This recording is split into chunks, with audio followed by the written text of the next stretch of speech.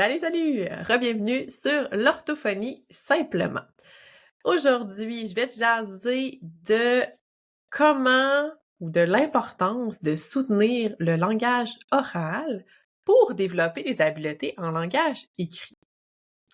Et là, je vais peut-être t'amener ailleurs que où tu penses aller aujourd'hui dans cet épisode-là, parce qu'il y a quand même des choses qui sont assez connues, qui sont assez logiques, hein, quand on pense, au langage oral, puis à comment ça peut avoir un impact sur les habiletés en lecture, en écriture. Donc, principalement quand on pense aux enfants qui ont des difficultés avec certains aspects de leur langage, on se dit: clairement, ça peut affecter, le développement du langage écrit».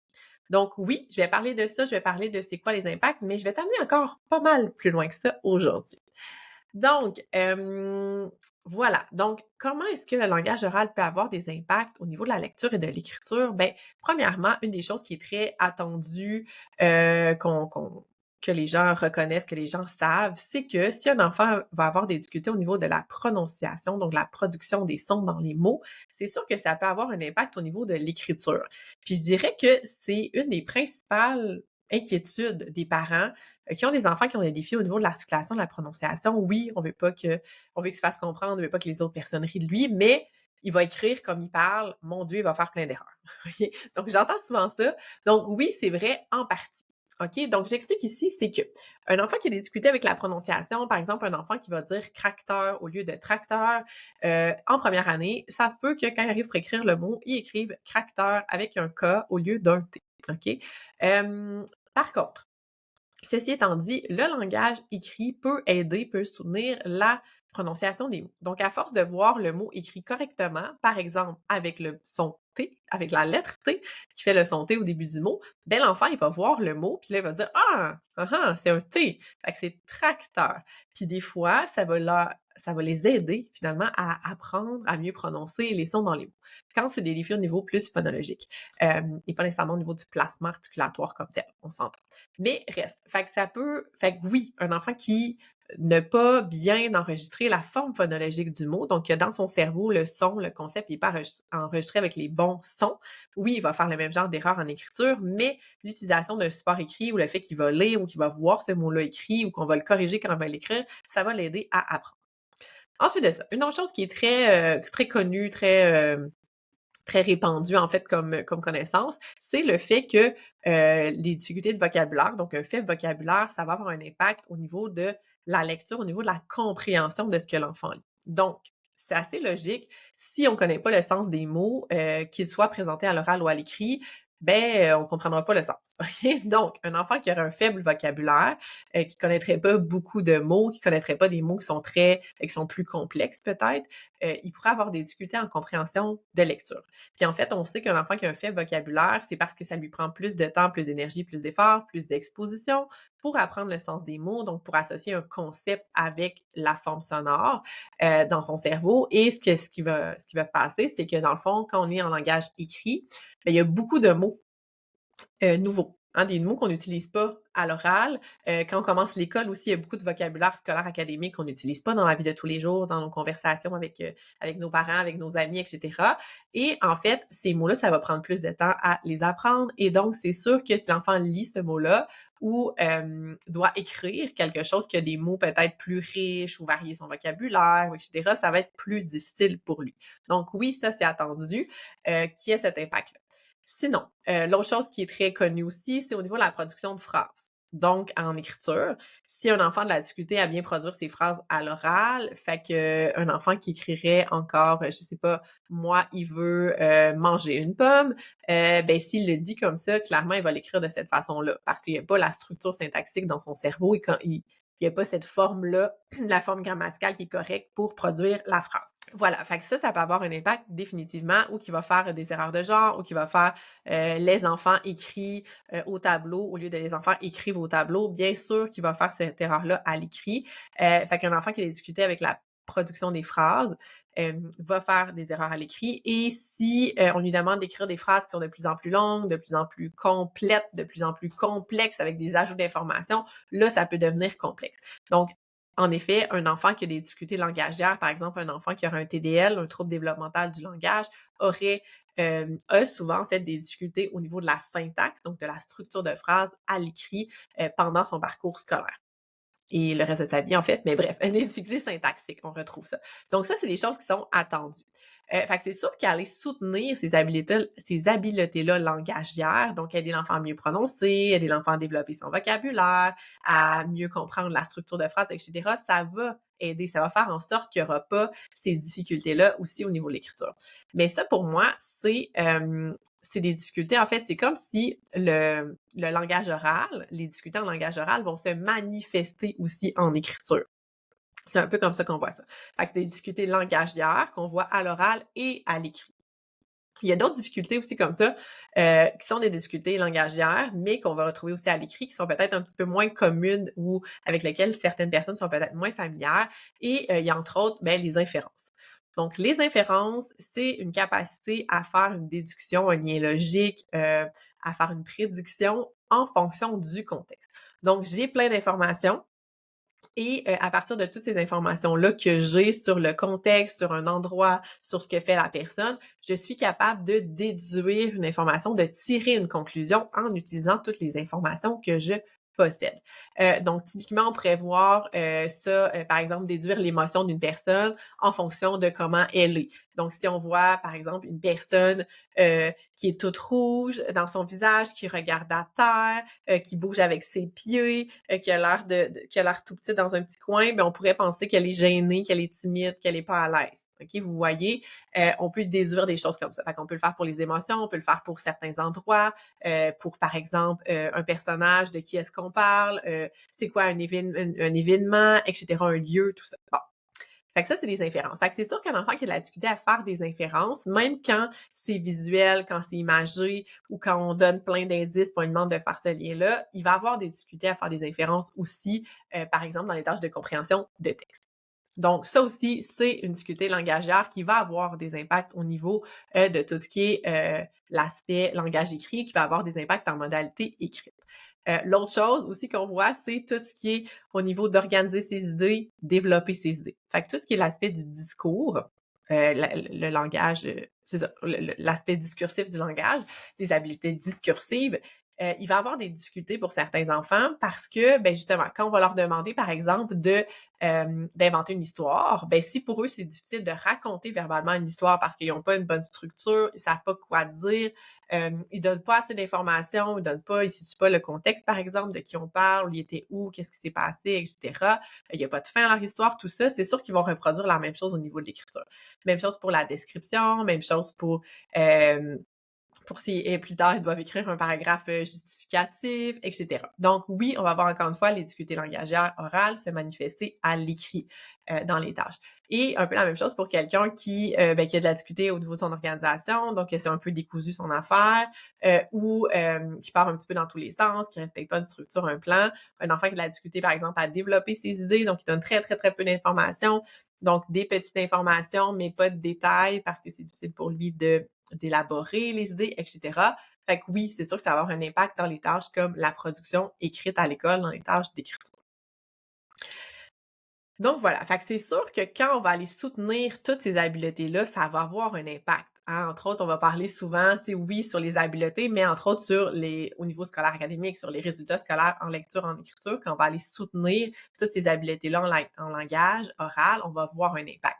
Puis ce qu'il faut garder en tête, c'est qu'on peut le soutenir dans le quotidien, dans la vie de tous les jours. On peut demander à un enfant de raconter quelque chose, d'expliquer. On peut le faire à l'oral avec lui. Fait on peut soutenir le langage oral et ça va avoir un impact hyper important sur aussi la modalité écrite.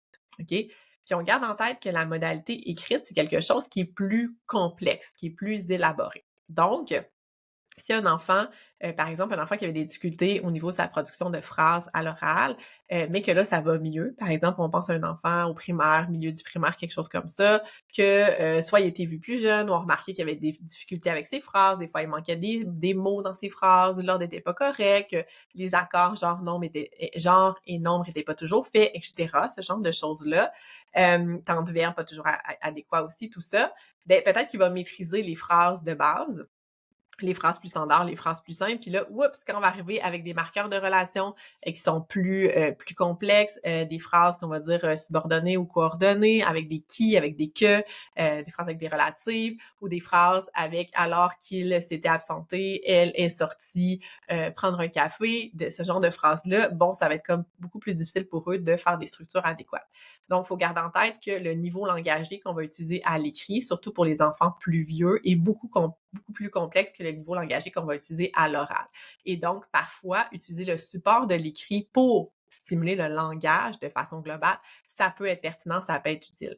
À ce moment-là, on peut, par exemple, si c'est un texte qui a des phrases plus longues, plus complexes, du vocabulaire complexe, on pourrait, selon si l'enfant a des difficultés ou pas en lecture, lire le texte pour lui, prendre le temps d'utiliser ce contexte-là pour aller soutenir le langage, pour aller lui apprendre des nouveaux mots de vocabulaire, pour aller l'amener à simplifier les phrases qui sont longues et complexes pour accéder au sens. Donc, on peut travailler des stratégies au même titre que pour tout ce qui est, par exemple, en lien avec la production écrite qui pourrait être complexe, bien, on pourrait travailler ces habiletés-là à l'oral. Donc, raconter quelque chose oralement, expliquer les étapes pour réussir quelque chose, tout ça. Fait qu'on peut le faire oralement. Puis moi, je suggère toujours à l'adulte de l'écrire pour l'enfant parce que, bien, éventuellement, ça devient complexe, ça devient long, puis là, on perd le fil. Donc, écrire, fait que l'enfant dit les choses, l'adulte écrit, on complète, on ajoute, on modifie, on verbalise nos réflexions. Ah, cette phrase-là, ça se peut pas, on dit pas ça comme ça parce que voici qu'est-ce qu'on dit à la place. Ah, tu vois ici, c'est une petite phrase très courte, peut-être que tu pourrais ajouter des informations, des détails sur ta phrase. Donc, on va travailler l'habileté langagière en utilisant, oui, l'écrit, en utilisant la complexité du langage écrit, mais à ce moment-là, c'est l'adulte qui gère l'écriture et pas l'enfant et pas le jeune parce que lui est concentré à trouver des idées, enrichir son vocabulaire, bien structurer ses phrases, etc. Donc ça. Fait que ça, c'est vraiment des difficultés. Les enfants, par exemple, qui ont des défis au niveau du langage, quel impact ça va avoir au niveau de la modalité écrite du langage et donc parfois sur les apprentissages scolaires, les résultats scolaires académiques, etc. Il y a un autre impact de certaines difficultés langagières que certaines difficultés langagières peuvent avoir sur la lecture et l'écriture qui est un petit peu moins connu.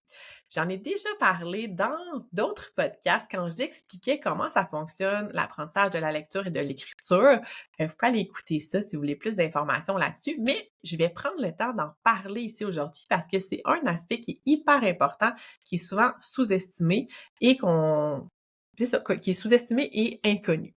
Et c'est en fait justement l'importance, oui, du vocabulaire, mais pour développer la capacité à lire, donc le processus de lecture et pas seulement la compréhension de texte. Donc vraiment le processus, la capacité à voir une séquence de lettres et à faire du sens avec ça, à lire comme tel.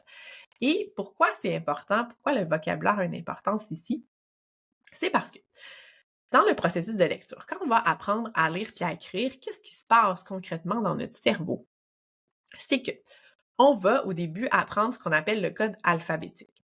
OK? Donc, le code alphabétique, c'est les lettres, les correspondances entre les lettres et les sons.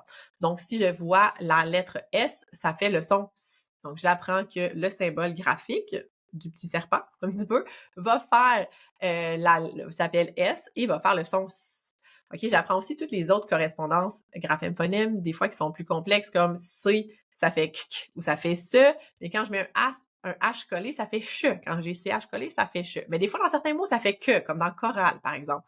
Donc, tout ça. OK? Fait on apprend tout ça. On apprend les lettres, les sons associés, quand il y a des lettres collées ensemble, qu'est-ce que ça fait, etc. Fait que ça, c'est un apprentissage. Ensuite de ça, ce qui va se passer au niveau de l'apprentissage, c'est que on va apprendre que, ben justement, à décoder les mots qui sont écrits.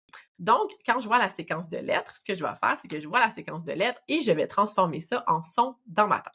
Donc, je vois la lettre, je vois lapin écrit. Fait qu'au début, je vais me dire L, ça fait L. Après ça fait A, L. Fait que ça fait la. OK. La, P, ça fait un. OK. Puis là, on apprend que un, ça va ensemble. Au début, c'est après qu'on fasse non. OK. Un, lapin. OK. Donc là, j'ai la séquence de lettres L, A, P, I, N. Je transforme ça dans mon cerveau en forme sonore, en son. Fait que ces lettres-là, dans ma tête, ça fait les sons lapin. OK? Ça, c'est la forme sonore. Après ça, ce qu'on doit faire, c'est qu'on doit aller dans notre bagage, dans notre lexique, dans nos mots qu'on connaît, essayer de trouver un sens à ça.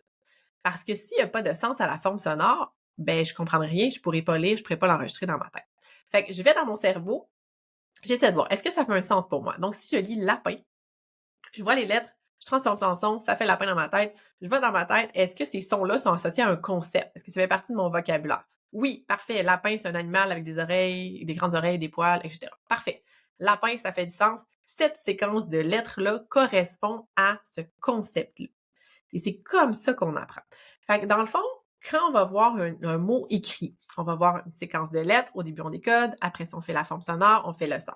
Éventuellement, quand on devient, je vais dire, habile à lire ou quand on est exposé un nombre de fois suffisant à cette séquence de lettres-là, on va faire un lien entre la séquence de lettres et la forme et le sens dans notre tête. Fait que ce qui va se passer, c'est que dans notre cerveau, tout va s'activer en même temps. Toutes les petites connexions vont s'activer en même temps et donc je vais voir les lettres, ça va faire le son dans ma tête et ça va faire le sens en même temps, tout d'un coup. C'est comme si tout ça est relié ensemble, il y a des connexions qui se sont faites et tout s'active en même temps dans mon cerveau. Et ça, c'est ce qu'on appelle le lexique orthographique. Donc, les mots sont enregistrés dans notre cerveau. On est capable de voir la séquence de lettres et savoir tout de suite qu'est-ce que ça veut dire. Et ça, c'est ce qui fait que la lecture devient éventuellement fluide, automatique. Le processus de lecture devient automatique. Je vois la séquence de lettres, je sais ce que ça veut dire. J'ai pas besoin de le décoder, j'ai pas besoin de le lire au son, etc. Donc, ça. Voilà, fait que c'est pour ça que c'est important. Puis au niveau de l'écriture, c'est un peu le même principe, hein. Quand on sait, quand éventuellement on va penser à ce mot-là dans notre tête, ben on va être capable de dire: «Ah parfait, je vais écrire lapin», pouf, je sais comment ça s'écrit. La séquence de lettres, elle est associée au sens dans mon cerveau, donc je suis capable de l'écrire sans trop réfléchir à comment ça s'écrit. Je le sais, c'est automatique. Pourquoi je vous parle du langage oral ici? C'est que pour qu'on soit capable d'associer la séquence de lettres à la forme sonore au sens, il faut que le sens soit connu. Si le sens n'est pas connu, l'enfant ne peut pas faire un lien dans son cerveau entre la séquence de lettres et le sens. Il n'a pas de sens. OK? Donc, ici, le vocabulaire, OK, le sens des mots, le fait que la forme sonore soit associée à un concept, c'est hyper important pour permettre le développement du processus de lecture. OK? Donc, je vous dis ici, on ne parle pas de la compréhension, je parle du processus de lecture. Pour que la lecture devienne automatique, pour que l'enfant voit le mot, sache tout de suite ça veut dire quoi, faut que le mot fasse partie de son lexique, de son vocabulaire. Donc, si un enfant a un faible vocabulaire, il n'y a pas beaucoup de mots dans son lexique, il ne connaît pas bien le sens des mots, ça va être très difficile de faire cette association-là et donc il va toujours lire en décodant. Et pas toujours, mais beaucoup de mots, tous les mots qu'il ne connaît pas, il va les lire en décodant parce qu'il ne peut pas automatiser son processus de lecture. Le mot, il n'est pas là pour l'associer. Fait que vous voyez, ça, c'est quelque chose dont on parle pas beaucoup, selon moi, et qui est très, très, très important. Donc, le vocabulaire, c'est hyper, hyper, hyper important. C'est important que les jeunes, même moins jeunes, adultes, comprennent le sens des mots. On doit comprendre le sens des mots, pour comprendre, pour accéder au sens, pour faire des liens. Puis on doit aussi comprendre le sens des mots pour être capable de les lire, puis d'automatiser notre processus de lecture, puis que ça nous demande moins d'efforts pour lire que ça le fait qu'on est plus jeune puis on est en apprentissage. Donc, hyper, hyper important. Donc, ce que j'ai envie de vous dire, c'est que si, si votre enfant, que votre enfant ait des défis ou pas, en fait, au niveau du langage, soutenez le vocabulaire. Fait que oui, toutes les belles choses dont j'ai parlé au début, la prononciation, les structures de phrases, l'organisation des idées, oui, c'est important. Mais si vous vous dites, OK, dans ma vie occupée ou dans ma vie de parent occupé ou dans ma vie d'enseignant où il y a plein de choses à gérer, où ça va vite, qu'est-ce que je peux faire pour soutenir mes jeunes? Vocabulaire. Le vocabulaire, le vocabulaire, le vocabulaire, ça va vraiment, vraiment aider la lecture, le processus de lecture, l'accès au sens de ce qui va être dit, ça va faire en sorte qu'ils vont être mieux capables d'exprimer leurs propos, leurs idées, parce qu'ils vont avoir des mots plus précis pour le faire. Donc, ça a des bénéfices à plein, plein, plein de niveaux. Donc, c'est hyper important de développer le vocabulaire. Puis, pour développer le vocabulaire, ce qu'on fait, exposition, exposition, exposition. Les enfants doivent être exposés plusieurs fois aux mots pour apprendre le sens. On doit aussi varier un petit peu la façon d'exposer. Est-ce qu'on peut montrer une image? Est-ce qu'on peut définir? Est-ce qu'on peut utiliser un synonyme? Donc, tout ça, on doit créer plein de chemins, plein de liens dans le cerveau de l'enfant pour qu'il comprenne le sens de ce mot-là. On doit revoir le mot, on peut le voir dans différents contextes. etc. Donc ça, c'est quelque chose qu'on peut vraiment faire. Donc si vous vous dites, je veux soutenir mon enfant au niveau de ses apprentissages, au niveau de sa lecture, son écriture, son langage d'écrit, ou même dans la vie de façon générale, là, je vous dirais, soutenez son vocabulaire. C'est une des meilleures choses que vous pouvez faire pour lui. Et voilà, c'est ça. J'avais envie de vous, c'est de ça dont j'avais envie de vous jaser aujourd'hui avec beaucoup d'énergie et de passion parce que je trouve ça hyper important et je pense qu'on n'en parle pas assez souvent. Donc voilà, puis si vous voulez encore mieux comprendre comment ça se passe au niveau de la lecture, de l'écriture, il y a des épisodes, on va mettre les liens juste en dessous. Il y a des épisodes antérieurs où j'explique vraiment tout le processus, lecture, écriture, etc. Donc allez voir ça. Puis j'ai aussi un épisode qui est très très complet sur le vocabulaire, donc comment on soutient le vocabulaire pour les enfants d'âge scolaire, puis comment est-ce qu'on fait la distinction, par exemple, entre une difficulté de vocabulaire et une difficulté d'accès lexical. Ça, c'est l'épisode que j'ai fait, qui est juste avant que j'ai fait le mois passé. Donc, allez écouter ça si vous voulez avoir plus de détails, puis si vous pensez que cette information-là est utile et pertinente et qu'il y a plus de gens qui devraient le savoir, tout comme moi, je le pense, partagez-le, partagez l'information, partagez l'épisode, partagez les publications que je vais faire à ce sujet-là. Je pense vraiment, vraiment que c'est quelque chose dont il faut qu'on parle davantage. Sur ce, je vous souhaite une excellente fin de journée et on se retrouve le mois prochain.